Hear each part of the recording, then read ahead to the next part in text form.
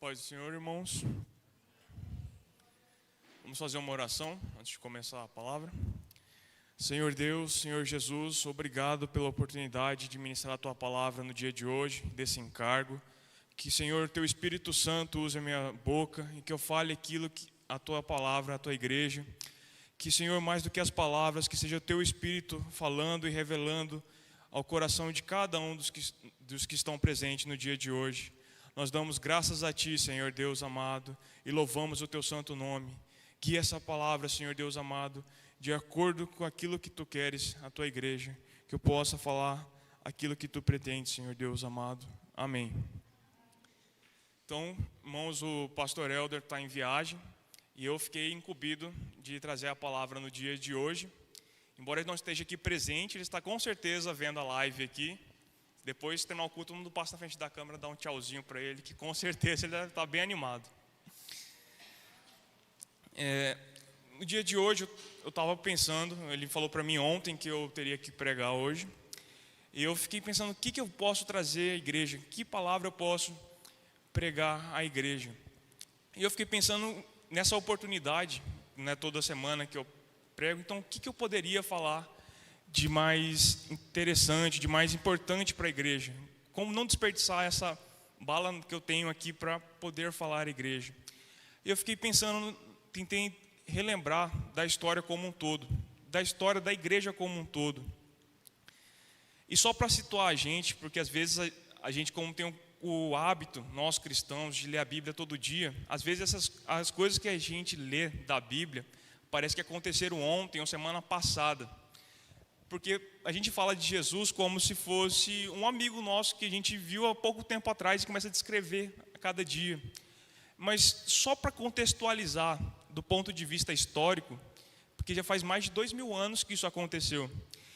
Dentro desse período que Jesus veio à Terra, a gente passou há 50 anos atrás quase o nosso fim da humanidade. Não sei se muitos aqui acreditam que passaram por esse período da Guerra Fria, na época que poderia ter aquele ataque nuclear. Alguns que estavam mais inteirados nas notícias sabiam que tinha aquele conflito entre União Soviética e Estados Unidos, e tinha aquele temor do inverno nuclear, caso entrasse em conflito. Isso foi há 50 anos atrás. 70 anos atrás, nós seres humanos estávamos nos matando lá no território europeu por conta de ideologias de homens. Isso há 70 anos atrás. Se a gente voltar a 500 anos atrás, os primeiros exploradores europeus estavam atravessando o Oceano Atlântico, explorando o planeta e chegando nas Américas. Isso há 500 anos atrás. Se a gente voltar 1000 anos atrás, estava começando a formar os primeiros estados modernos, aquilo que a gente chama hoje de países. Há 1000 anos atrás não tinha nem países, como a gente conhece. Começou a formar os primeiros países na região da Península Ibérica, Portugal, Espanha, esses países. Há 1000 anos atrás começou a formar os países. E há cerca de 2000 anos atrás, olha, antes de existir países foi há 1000 anos. Então há 2000 anos atrás, o dobro do tempo que levou para existir os primeiros países, naquela região que hoje nós conhecemos como Oriente Médio, nasceu um judeu que foi criado no deserto, que foi criado à base de mel e de gafanhotos, mel silvestres e gafanhotos. Esse que os demais judeus, o tinham por profeta, que pregava no deserto, dizendo àquele povo: arrependam-se. E também existia um outro judeu naquele tempo, um judeu que nasceu na região de Nazaré. Alguns dos judeus naquele tempo chamavam esse outro judeu, esse irmão que estavam pregando lá em Israel, de um grande profeta que nasceu no meio deles. E um certo dia, esse primeiro judeu que eu falei, que comia mel silvestre e gafanhotos, estava batizando as pessoas no Rio Jordão. Quando esse outro judeu, os outros judeus o tinham por profeta, ele foi batizar por esse primeiro judeu. E quando ele estava sendo batizado, a narrativa a Bíblia diz que o céu se abriu e o Espírito Santo veio como forma de pombo e disse: eis aí o meu filho amado em quem me comprazo. Depois desse dia, a nossa vida nunca mais foi a mesma. E nós passamos a contar a história da humanidade a partir daquele dia. O dia que Jesus nasceu e mudou toda a nossa história. E esse judeu, ele fez discípulos. Ele não fez milhares de discípulos. Ele não trouxe uma multidão como nós vimos no dia de hoje. Ele fez apenas 12 discípulos.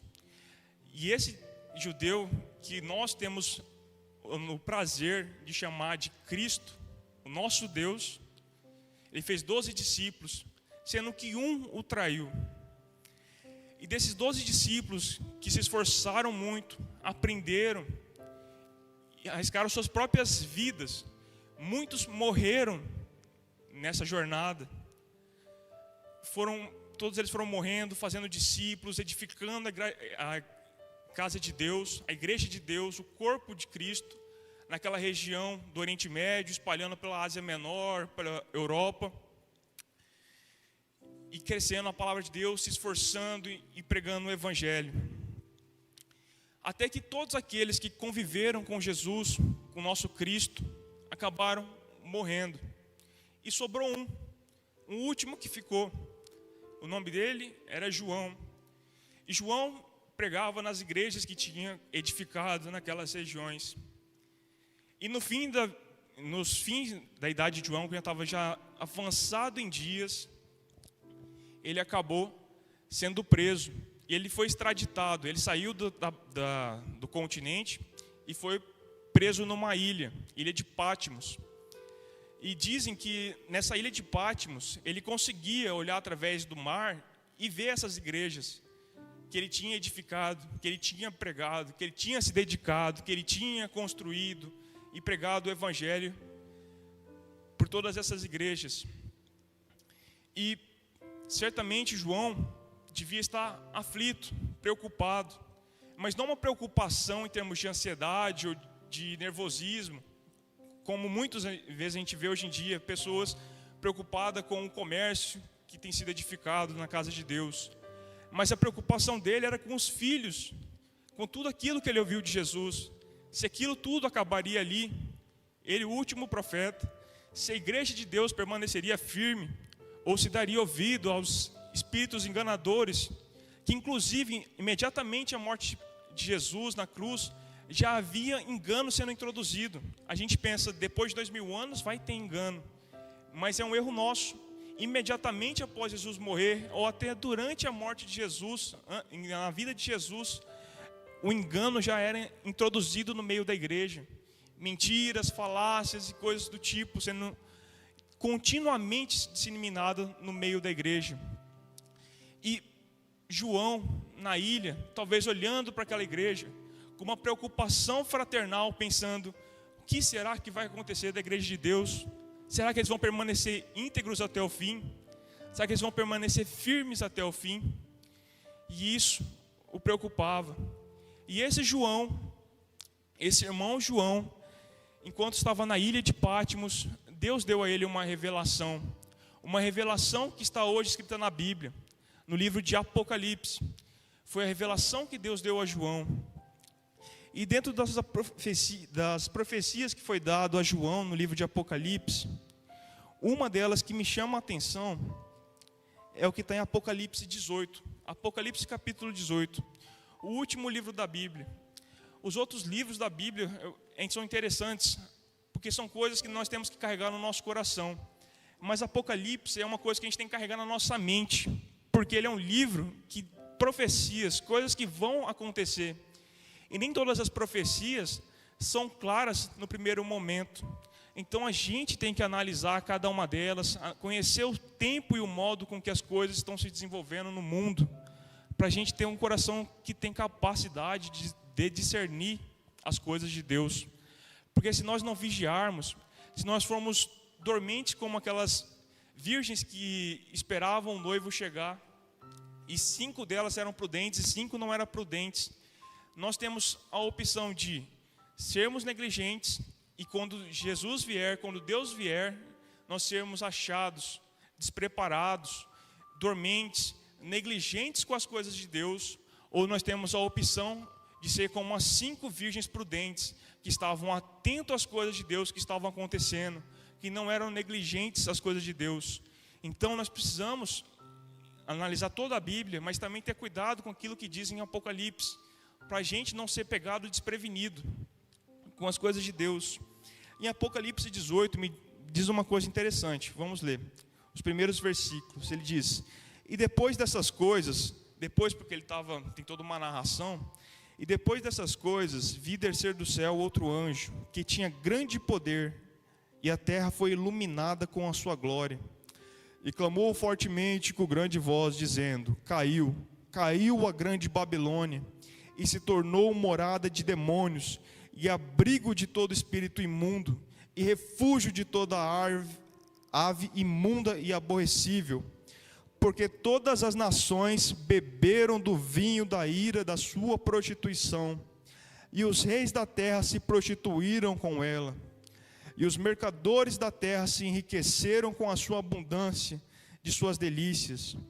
E ouvi outra voz do céu que dizia: sai dela, povo meu, para que não sejas participante dos seus pecados, para que não incorras nas suas pragas, porque já os seus pecados se acumularam até o céu, e Deus se lembrou da iniquidade dela. Então é interessante, porque nessa profecia para o fim do mundo, o texto nos dá a entender que parte do povo de Deus vai estar envolvido com o espírito da Babilônia. O espírito da Babilônia, a Babilônia que existiu no nosso tempo, foi uma nação que viveu na região que, na própria narrativa bíblica, seria a mesma região geograficamente onde estava o Jardim do Éden, na região da Mesopotâmia, entre o rio Tigres e Eufrates. E a Babilônia era um centro cultural, vamos dizer assim. Tinha cultura de todos os povos, porque era um lugar rico. Então todo mundo ia comercializar lá e trazia parte da sua cultura. Era um lugar onde trazia todos os deuses. Então tinha uma prostituição, vamos dizer assim, cultural, entre várias, não tinha um Deus só. Lá era pluralidade de ideias, pluralidade de crenças. Ninguém julgava ninguém tinha nenhuma norma, nenhum Deus a ser seguido, e muito menos seguiam ao nosso Deus, o Deus onipotente, onipresente, o Deus de Abraão, Isaac e Jacó. E pelo que o texto diz, parte do povo de Deus vai chegar um momento que vai compartilhar, vai estar envolvido com essa Babilônia. Nos tempos atuais, que será a Babilônia, se não o pensamento que nós temos desse mundo?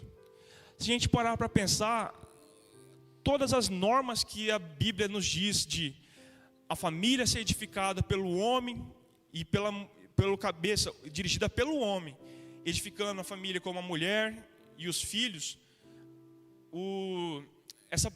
essa cultura moderna tem destruído, querendo quebrar a hierarquia que Deus deu.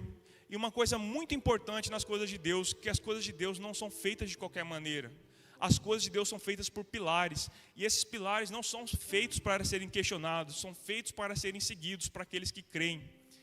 Então, irmãos, esse espírito que está entrando hoje em dia no mundo, tentando quebrar todos os princípios que Deus deu, quebrando a hierarquia familiar, quebrando os preceitos óbvios, que é como no livro de Romanos diz, capítulo 1 ou 2, se eu não me engano, eles tentam quebrar coisas óbvias que nós sabemos desde a origem do mundo, da essência do ser humano. Coisas que, se a gente falar, inclusive o streaming pode até cair aqui. Coisas óbvias na nossa constituição biológica, que é binária entre macho e fêmea. Hoje em dia, isso é questionável. Hoje em dia, ninguém mais define o que é gênero. Hoje em dia nós não temos mais sexo, nós temos gênero que pode ter uma variedade de sabe sei lá quantos, cada dia descobre mais. Eles tentam questionar inclusive o óbvio. E o pior de tudo é que muitas das pessoas que eram para estar servindo a Deus e arriscando e não tendo zelo pela própria vida, para lutar pelas coisas de Deus, muitos têm se corrompido, muitos têm aceitado vamos dizer assim, esse ranço, essa imundície que vem do mundo nas suas próprias vidas. Muitos, como a Rosângela falou na abertura, em vez de permanecer firme nas coisas de Deus, preferem honrar o mundo do que temer a Deus.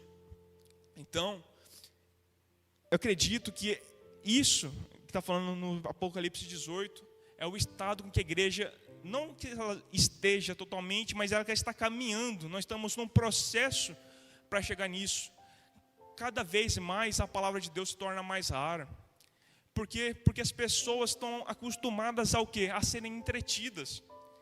Elas não querem mais, muitos de nós não querem mais sofrer. Parece que nós temos uma sociedade que não suporta mais o sofrimento.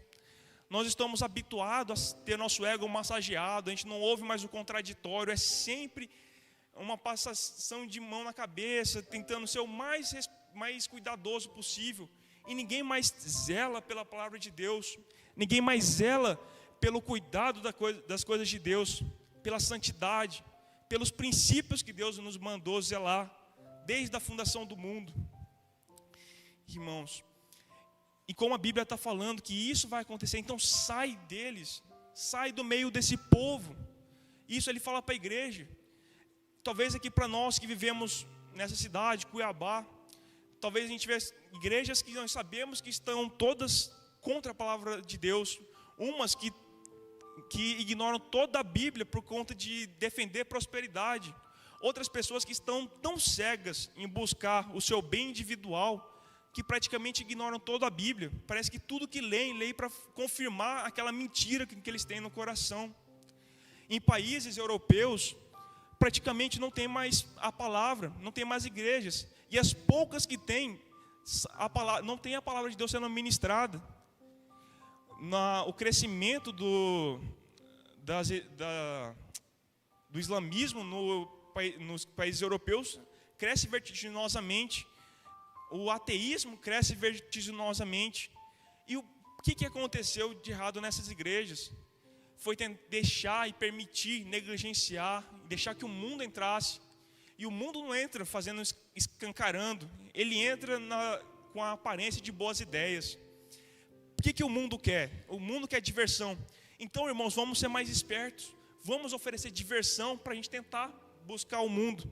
Só que a igreja não entende que nosso objetivo não é o mundo, é servir a Deus primeiro. Nessa emboscada nossa, de usar nossa estratégia para ganhar as coisas, nós tentamos buscar os homens e nós soltamos a mão de Deus. E nisso nós aventuramos como um barco que corta as âncoras e se navega em alto mar. E quanto mais a gente navega em alto mar, mais distante de Deus nós estamos. Mais longe do nosso farol, daquele que alumia a nossa vida nós estamos. Então nós precisamos ser sensíveis, entender, discernir as coisas de Deus, praticar o serviço de Deus conforme está escrito nas cartas de Paulo às igrejas, admoestar uns aos outros. Essa admoestação que está na Bíblia não é figurada. Muitas vezes corrigir o irmão, chamar a atenção, é sufocado. Por que é sufocado? Porque nós queremos agradar uns aos outros. E nós não sabemos que nesse agrado uns aos outros, no fim, vai produzir a nossa morte, a nossa queda, o nosso fim. E isso tem acontecido na igreja.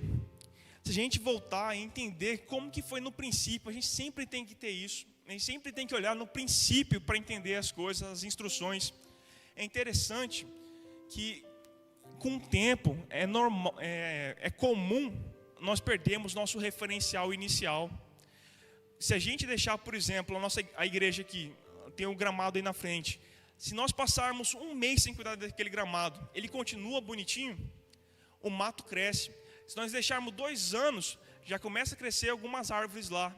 E se ficar assim, daqui 20 anos, tem árvore aqui na frente da igreja. Nosso coração é do mesmo jeito. Se nós não apararmos o nosso coração, examinarmos ele, corrigirmos ele todos os dias, volta e meia nós já vamos estar dando ouvidos a ensinos estranhos, produzindo frutos do maligno. Nós precisamos constantemente analisar pela palavra de Deus, buscar discernimento do Senhor, para que a gente nunca nos desviemos na palavra, como está no livro de Hebreus, que nunca haja em nós um coração soberbo para se apartar do Deus vivo. Amém? No livro de Atos, Atos é um livro extremamente interessante, porque ele descreve o momento da igreja depois que Jesus morreu, depois que Jesus ressuscitou, e ele mostra o andamento. Então, em Atos capítulo 6,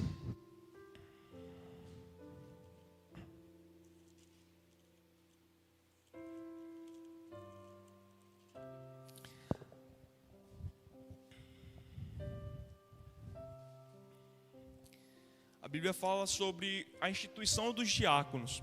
Só um parêntese, é interessante que na Bíblia, como eu falei, tem hierarquias. Na Bíblia fala diácono, na Bíblia tem vários, no grego, como foi a tradução para nós aqui no português, tem a palavra diáconos, uma coisa assim, que é homens maduros, homens mais velhos.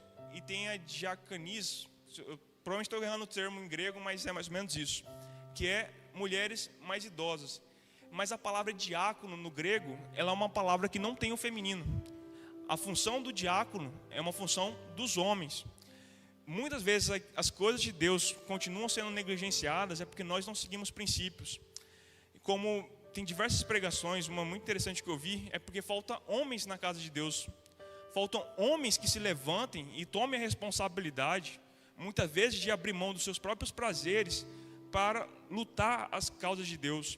Muitas vezes nós, homens, negligenciamos as mulheres no serviço da oração, quanto é nossa responsabilidade principal como sacerdote, conduzir as nossas famílias nas coisas de Deus. É nossa responsabilidade ser como uma muralha para a nossa família, e muitas vezes nós negligenciamos essa responsabilidade. É por conta dessas pequenas falhas é que todo o nosso total acaba caindo, porque a igreja é composta de irmãos que formam famílias, mas as famílias tendo uma vulnerabilidade, acaba trazendo vulnerabilidade por toda a igreja. Traz vulnerabilidade pela família própria, essa família que faz parte da igreja acaba trazendo vulnerabilidade para a igreja. Então é responsabilidade nossa, homens, zelar pela nossa família. E aqui diz, nesse capítulo que fala sobre a instituição dos diáconos, a partir do versículo 4, eles estavam tendo uma discussão na igreja e eles estavam decidindo sobre levantar diáconos. Mas uma parte que eu quero levantar aqui é o exemplo do irmão Estevão. Ele fala assim: mas nós perseveraremos na oração e no ministério da palavra. E este parecer contentou toda a multidão, e elegeram Estevão, homem cheio de fé e do Espírito Santo, Felipe e Prócono, e Nicaor e Timão, e Parmenas e Nicolau, prosélito de Antioquia. Então essa palavra aqui eu só queria dizer a origem de Estevão. A Bíblia fala que Estevão era um homem cheio de fé e do Espírito Santo. Aí a partir do versículo 8, ele fala sobre Estevão, o primeiro mártir da igreja. Mártir significa a primeira pessoa que morreu. Então ele foi a primeira pessoa que morreu por conta de Jesus, por conta da palavra de Cristo. E olha que interessante, ele estava pregando a palavra em público, e eu acredito que mais mártires virão de agora em diante, já que dizer a palavra de Deus tem sido cada vez mais hostilizado. Hoje em dia nós somos hostilizados talvez até com cadeias e processos, dizer coisas que vão contra essa agenda nova que está introduzindo. Mas quanto tempo vai levar até eles quererem nos matar por pregar a palavra de Deus? Muitos podem ser pacientes e achar que isso é exagero, mas todas as ideias, todos os crimes que aconteceram na história e violências pareceram no primeiro momento exagero, até que já era tarde demais para se salvar. Então no versículo 8 diz: e Estevão, cheio de fé e de poder, fazia prodígios e grandes sinais entre o povo. E levantaram-se alguns que eram da sinagoga, chamado dos libertos, e dos sirineus, e dos alexandrinos, e dos que eram da Cilícia e da Ásia, e disputavam com Estevão, e não podiam resistir à sabedoria e ao espírito que falava. Então subornaram uns homens para que dissessem: ouvimos que proferir palavras blasfemas contra Moisés e contra Deus. E excitaram o povo e os anciãos e os escribas, e investindo com ele, o arrebataram e o levaram ao conselho. Apresentaram falsas testemunhas que diziam: este homem não cessa de proferir palavras blasfemas contra eles, palavras blasfemas contra este santo lugar e a lei, porque nós lhes ouvimos dizer que este Jesus Nazareno há de destruir este lugar e mudar os costumes que Moisés nos deu. Então os que estavam assentados no conselho, fixando os olhos nele, viram seu rosto como o rosto de um anjo. Então nós vemos aqui o exemplo do irmão Estevão, cheio de fé e pregando a palavra de Deus com ousadia, coisa que hoje em dia nós não temos feito. E por conta disso,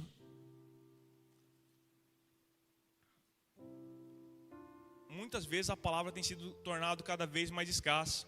Porque como o mundo age, eles dominam a mídia, eles dominam o cotidiano dos nossos filhos, eles dominam o cotidiano do nosso trabalho, e só vão falando das coisas do mundo. E não tem pessoas que estão aqui dispostas a pregarem com fé e ousadia no poder de Deus a palavra, como Estevão esteve disposto. E a Bíblia diz que depois que Estevão pregou a palavra cheia de ousadia, aqueles homens já não suportavam mais ouvir as coisas que de Deus estavam sendo reveladas. Aqueles homens cheios de doutrina, da lei. E que eles fizeram? Apedrejaram Estevão e mataram aquele homem que pregava a palavra de Deus. Então nós que estamos pregando a palavra de Deus também não podemos esperar coisas diferentes. Estevão, por acaso Deus falhou para com Estevão por ter deixado ele morrer? É uma pergunta. Deus deixou? Certamente que não deixou. Mas então simplesmente morreu aquele servo de Deus que pregava com poder, cheio de fé? Mas a morte de Estevão foi como uma semente que foi plantada no coração de quem? De Paulo. Paulo estava aos pés daquele que apedrejavam Estevão, e a pregação de Estevão, vendo aquele justo ser morto, foi como um prego fixado no coração de Paulo, um prego no qual ele não pôde resistir. Aquele homem que se dedicou tanto com todas as suas forças ao judaísmo, estava ali prostrados diante do Senhor. Então, ainda que aparentemente muitos de nós possamos perecer dentro dos olhos deste mundo, até morrer pela pregação do Evangelho, diante de Deus nós nunca perecemos. Porque quando o mundo mata um de nós, Deus cria outro, Deus abre outras portas. As portas do inferno não podem prevalecer contra nós, se nós permanecermos fiéis a Deus. E por conta da pregação de Estevão, que ali acabou morrendo, e de outros irmãos que também acompanharam Paulo, a palavra de Deus foi pregada por toda aquela região da Europa. E por conta desses missionários que Paulo pregou por toda aquela região da Europa, ele que pregou para os gentios, a palavra de Deus se espalhou pelos peregrinos e por outros irmãos para regiões como a América, recém-descoberta, para regiões da Ásia, da Oceania. E hoje a palavra de Deus é pregada em todos os cantos. Já pararam para pensar nesse ponto? Que a Bíblia diz que quando a palavra de Deus for pregada em todos os cantos, aí sim chegará ao fim. Irmãos, a palavra de Deus, aquela palavra daqueles judeus que nós chamamos de Senhor Jesus Cristo, nosso Deus, que, como alguns fariseus diziam, se essa palavra for de homem, ela vai acabar aqui. Essa palavra, ela não acabou lá. Ela foi pregada por toda aquela região da Europa. Ela foi pregada por todo mundo. E hoje eu duvido que existe alguma pessoa que não conheça o nome de Jesus. O nome de Jesus é pregado nos 4 cantos. Tinha uma profecia que muitos deles não viram e talvez até duvidaram. Mas hoje, 2000 anos depois, nós temos a confirmação. A confirmação de que aquele nome é pregado nos 4 cantos do mundo. Muitos podem rejeitar Jesus como Deus, mas não podem dizer que Ele não é, porque as profecias foram dadas e elas foram cumpridas. O Estado de Israel não era nação há 2000 anos atrás, e por quase 1940 anos não foi país. e do nada, no estralar de dedos, depois de uma guerra, Israel é um país soberano lá no Oriente Médio. Deus manteve a palavra dele. Quem duvidou hoje nunca viu isso acontecer, mas 2000 anos depois a palavra se concretizou. Irmãos, a Bíblia diz que quando os cananeus dominaram aquela região e trouxeram todo tipo de abominação sexual, moral que nós possamos imaginar, e Deus já estava já enojado, a taça da ira de Deus já estava quase completa. Deus chamou Abraão. Abraão morava na terra de Ur dos Caldeus. O pai de Abraão era politeísta, tinha vários deuses. E Deus não chamou um judeu, não chamou um homem santo. Deus olhou o coração de Abraão e chamou Abraão: sai da tua terra e da tua parentela e vai para a terra que eu te mostrarei. E Abraão, conhecido como pai da fé, creu e saiu com a sua família em direção à terra que Deus prometeu. Um homem com a sua mulher e os seus parentes, tentando dominar a terra que Deus prometeu, que era ocupada por uma nação. É como se uma família aqui tentasse ocupar todo um país. Ele creu em Deus, que ainda que não tivesse razão para acreditar que uma pessoa poderia fazer isso, ele creu que Deus poderia fazer isso. E não foi em 1 ano, não foi em 2 anos. Quantos anos levou para que Deus levantasse Abraão e julgasse aqueles cananeus? Que Deus já estava com raiva deles, queria extirpar aquele povo. Depois de Abraão sair, ele teve o seu filho Isaque, Jacó. Chegou até Jacó, depois eles foram para o Egito. No Egito ficaram aproximadamente uns 500 anos lá. A população de judeus cresceu enormemente.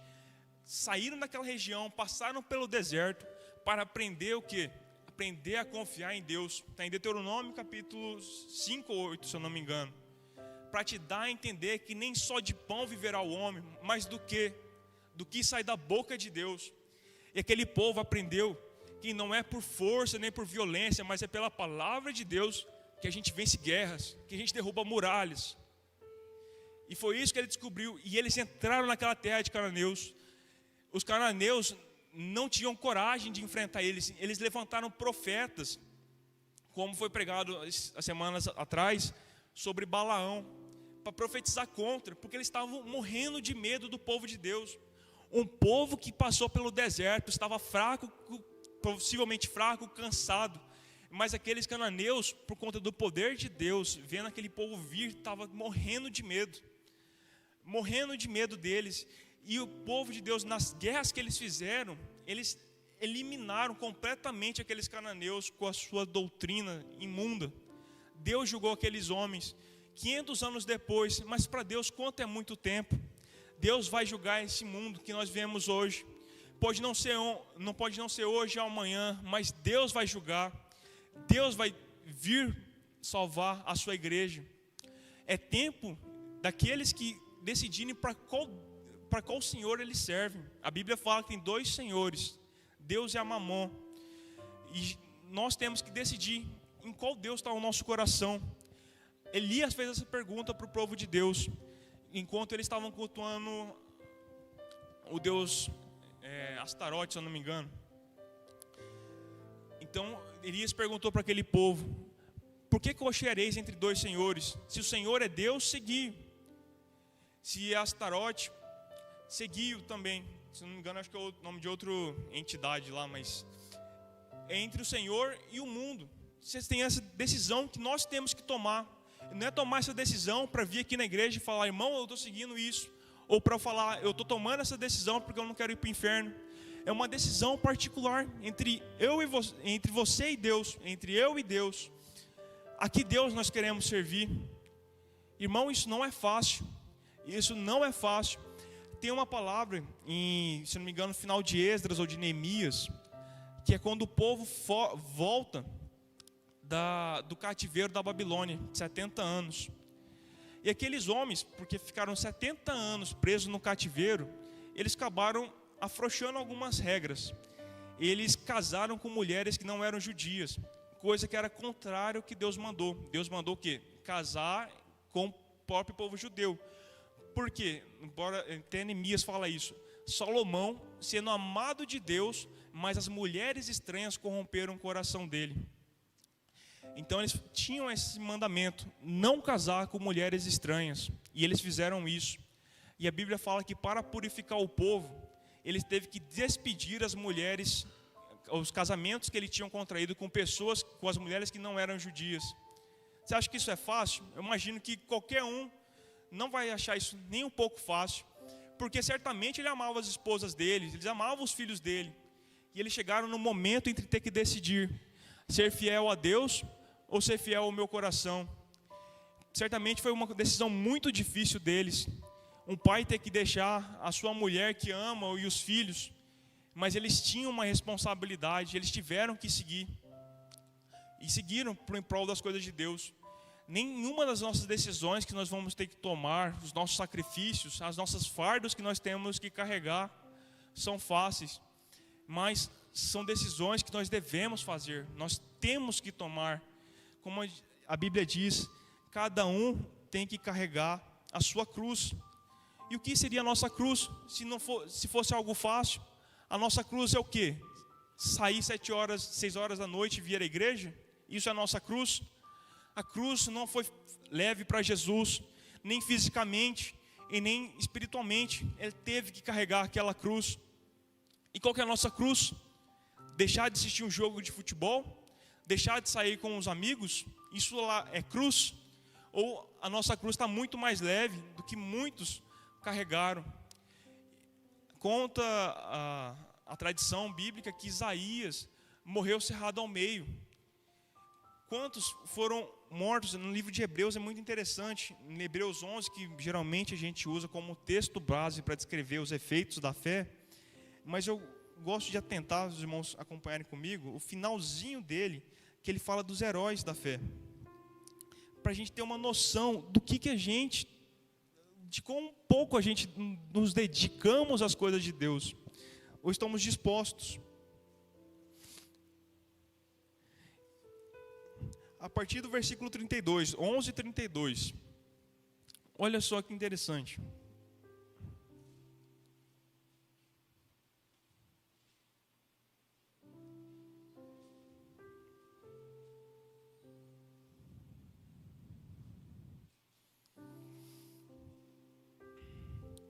Em Hebreus 11:32 diz: que mais direi? Faltar-me-ei tempo contando de Gideão e de Baraque, e de Sansão e de Jefité, e de Davi, e de Samuel e dos profetas, os quais pela fé venceram reinos, praticaram justiças, alcançaram promessas, fecharam boca de leões, apagaram a força do fogo, escaparam do fio da espada, da fraqueza tiraram forças, da fraqueza tiraram forças, na batalha se esforçaram, puseram em fugida os exércitos dos estranhos.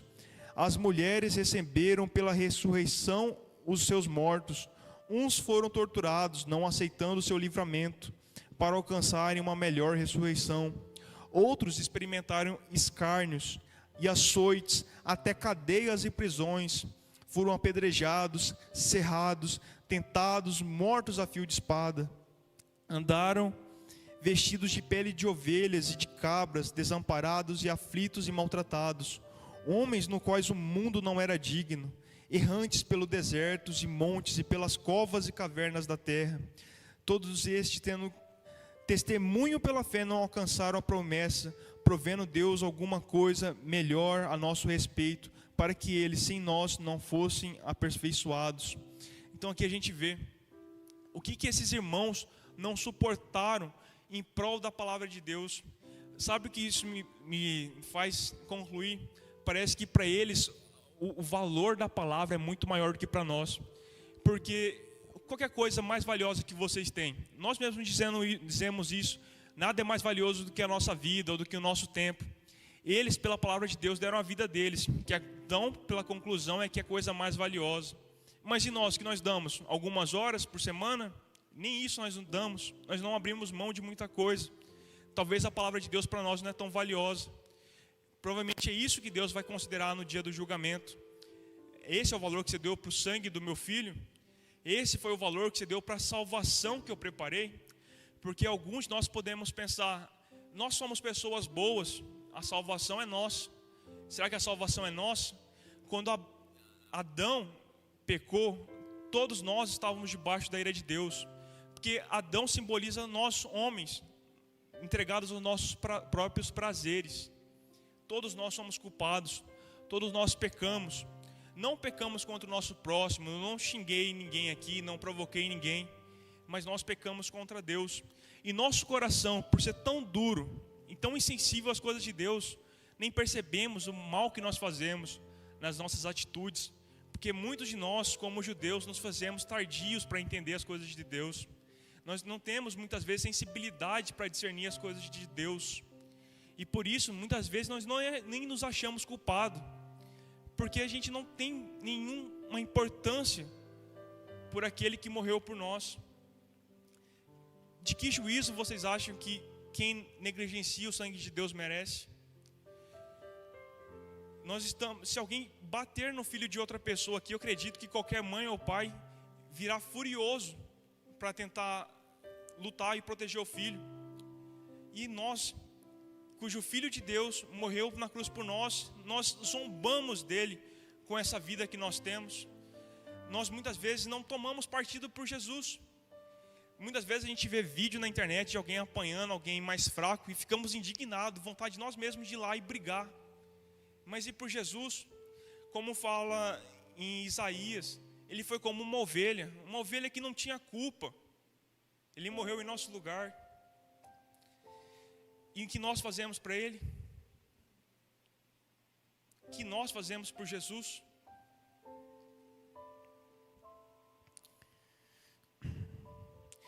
Em Lucas 9, 61 e 62 diz o seguinte: disse também o Senhor, Jesus estava chamando os discípulos, ele disse, um homem disse: Senhor, eu te seguirei, mas deixa primeiro despedir os que estão em minha casa. Jesus lhe disse: ninguém que lança mão do arado e olha para trás é apto para o reino de Deus. Ninguém que não está apto a permanecer firme até o fim é apto para as coisas de Deus. A gente não tem noção da dimensão das coisas que nós estamos vivendo. Nós somos igual criancinha que entra naquele mundo de faz de conta e começa a achar que isso é o mundo real. Nós temos emprego, nós temos que sobreviver, mas isso é a história secundária. A história principal é a história de Deus. A Bíblia diz que nós estamos nesse mundo igual o quê? Igual peregrinos e forasteiros.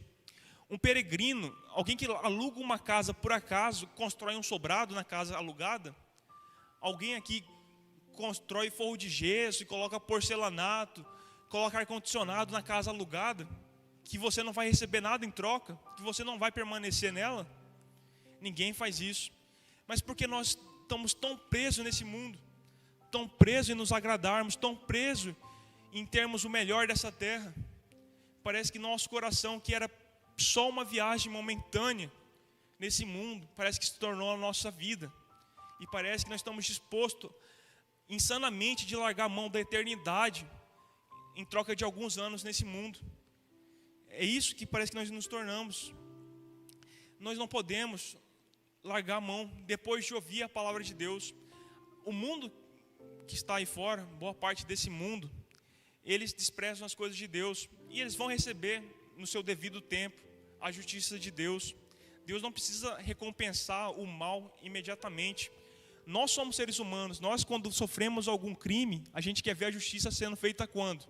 Para ontem. A gente quer ver os homicidas, os estupradores, essas coisas horríveis sendo punidas na hora ou nem acontecendo. Mas para Deus não tem a necessidade que nós temos, porque quem vai fugir da eternidade? Quem foge da morte? Quem foge da morte? O que está reservado para aqueles que não servem a Deus não tem escapatória, é uma eternidade. É como eu já falei nas outras pregações, a eternidade é a coisa mais assustadora. É 1000 anos e não começou nem 1% do seu sofrimento. A gente vive nessa terra no máximo, quando muito, uns 90 anos. Quando muito, com muita sorte, que são 90 anos. 90 anos não é nada próximo de uma eternidade. E depois de uma eternidade sendo atormentado, o que ainda não chegou nem 1% da atormentação. E isso nunca vai esgotar. seres que vão passar a eternidade, dia após dia, sendo atormentadas no lago que arde como fogo e enxofre. Não temos volta, não temos outro caminho, não tem outro Salvador, é Jesus. O mundo é interessante porque nós ouvimos várias religiões, várias alternativas. Irmãos, eu só conheço um Deus e o mundo dá testemunho que a palavra de Deus é verídica. Como eu falei de Israel, como eu falei de todas as profecias da Bíblia que acontecem, só existe um Deus. Eu posso hoje formar uma nova religião aqui. Por conta de eu ter formado essa nova religião, significa que ela é verdadeira? Óbvio que não. Mas a palavra de Deus foi provada pelo fogo, foi provada por ditaduras, foi provada por perseguições, por assassinos, por imperadores assassinos, pelo tempo, por tudo. Ela atravessou mais de 2000 anos. A história de Deus tem milhares de anos. E está aqui, viva até hoje, o livro mais vendido. Alguém mais que alguma outra prova além disso? As palavras das religiões orientais, das outras religiões, só pararam em alguma localização ali. Mas a palavra de Deus é surpreendente, como ela cresceu por todo mundo e mudou a história de toda a humanidade. Se alguém quer uma prova maior do que essa, eu não sei. O que mais pode ser dado?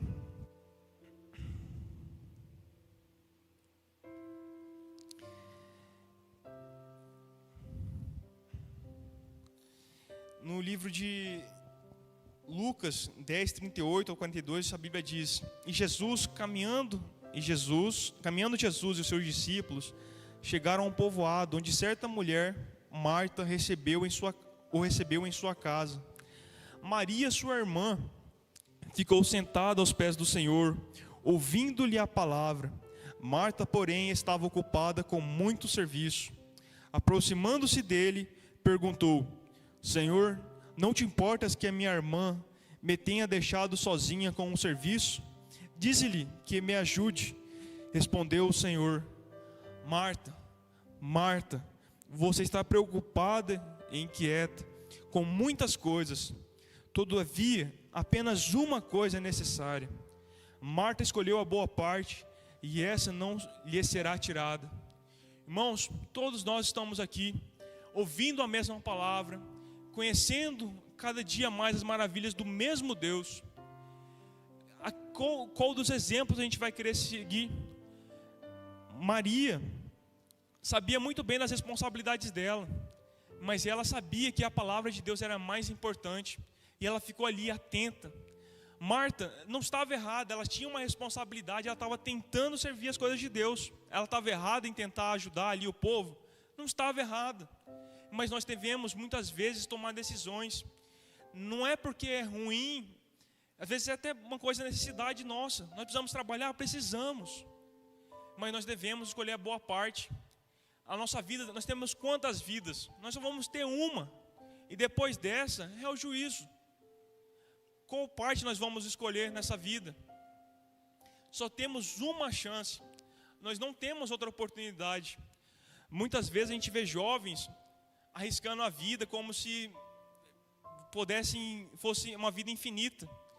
Porque nós não estamos habituados a morrer. Isso é uma coisa óbvia. A gente só morre uma vez, então todo dia que a gente vai vivendo, parece que a gente é imortal. Até que a gente descobre o contrário. Descobre que nós não somos imortais. E aí, irmãos, imagino que naqueles últimos segundos da nossa vida, aqueles últimos suspiros que a gente tem, geralmente as pessoas morrem por uma tragédia. Aquela pessoa que aprontou a vida inteira num acidente de trânsito, naquele último minuto que vê que um caminhão está vindo ultrapassando nas duas faixas e sabe que não tem mais como dar o contorno, e aquele homem talvez pensar em tudo que ele fez de errado e que agora ele vai ter que encarar tudo que ele negligenciou. Não é só família, mas e o que ele vai encarar depois daquilo? É interessante porque tem muitos cientistas que refutam muitas coisas, mas nenhum deles eu ouvi falar do que acontece depois. Não existe nenhum experimento científico para dizer: depois da vida você vai para tal coisa. É um completo mistério. Nem Einstein, nenhum cientista sabe te dizer o que vai acontecer depois. eu tenho certeza que boa parte desses psicólogos ou desses religiosos que não servem a Cristo, no momento da morte devem tremer de medo, morrer de medo, porque eles vão pular para o desconhecido. Todo ser humano teme o desconhecido e eles vão enfrentar o desconhecido. Mas eu conheci testemunho de muitos irmãos que não temeram a morte, como eu li aqui em Hebreus, não temeram a morte. Por quê? Porque o Espírito de Deus confortava o coração deles, eles sabiam exatamente no Cristo que eles tinham crido. Será que nós temos consciência do Cristo que nós temos crido? Nós sabemos do Senhor que nós servimos? Nós fizemos provas e conhecemos como o Senhor é agradável? Como o Senhor nos trouxe até o dia de hoje para podermos ouvir a palavra dEle? Nós não podemos ser como aquela geração que morreu no deserto. Sabe o que aconteceu com eles, com aquele povo que fugiu do deserto? 40 anos naquele deserto, vendo uma coluna de fogo à noite, esquentando eles, e uma nuvem que seguia, maná caindo do céu, e aquele povo creu em Deus. Eles tentaram o Senhor. Será que nós vamos seguir esse mesmo exemplo? Vendo todos os dias e olhando para a história, os passados, todas as maravilhas de Deus. Será que nós vamos tentar o Senhor na santidade dEle? Vamos dizer que o Senhor não é capaz? Vamos buscar servir a nossa vida, buscar os nossos prazeres, do que nos entregar inteiramente ao Senhor? É hora de tomar a decisão. Todo dia é dia de tomar a decisão. Todo dia é dia de a gente acordar de manhã, olhar no espelho e falar, e lembrar que tipo de pessoa somos nós, que tipo de mundo que a gente vai encarar, que tipo de decisão nós vamos tomar. É só um dia que nós temos, é só uma vida que nós temos. A cada momento pode ser o nosso fim. E como nós vamos encarar a vida que vem a seguir? A Bíblia diz também, na parábola do semeador, um semeador saiu a semear a sua semente, e quando semeava, caiu alguma junto ao caminho e foi pisada, e as aves do céu a comeram. E outra caiu sob pedras, e nascida secou-se, pois que não tinha umidade. E outra caiu entre espinhos, e crescendo com ela, os espinhos a sufocaram. E outra caiu em boa terra, e nascida produziu fruto, a 100 por um, dizendo ele estas coisas, clamava: quem tem ouvidos para ouvir, que ouça. Como nós temos aceitado a palavra de Deus, como que ela tem entrado no nosso coração. Muitas vezes, e o mais interessante, na minha opinião, é a parte com as que entram com espinhos. Por quê? Porque o espinho, ela cresce a palavra, ela cresce, está crescendo. Mas conforme o espinho cresce junto, ela sufoca a palavra de Deus. Muitos de nós que estamos aqui, eu acho que o mundo, ele às vezes aceita a palavra como a rocha, ela não chega nem a crescer. Mas o problema da igreja é o espinho, porque ela cresce junto com a planta. E o problema é que conforme o espinho cresce, conforme as ansiedades do mundo, as nossas ambições crescem junto, ela sufoca a palavra de Deus. Então, irmãos, nós temos que examinar nosso coração. Como Jesus disse para os fariseus, para aqueles homens que testavam ele: dê a César o que é de César e dê a Deus o que é de Deus. Vamos dar a Deus o que é de Deus. A sua vida é de Deus? Então dê a Deus. Vocês querem ter parte com Deus? Então entregue a vida com Deus. É hora de decidir a qual Deus nós vamos servir. Até onde nós estamos dispostos a ir pelo Senhor. Amém? E essa é a palavra que eu tenho para a igreja. Amém?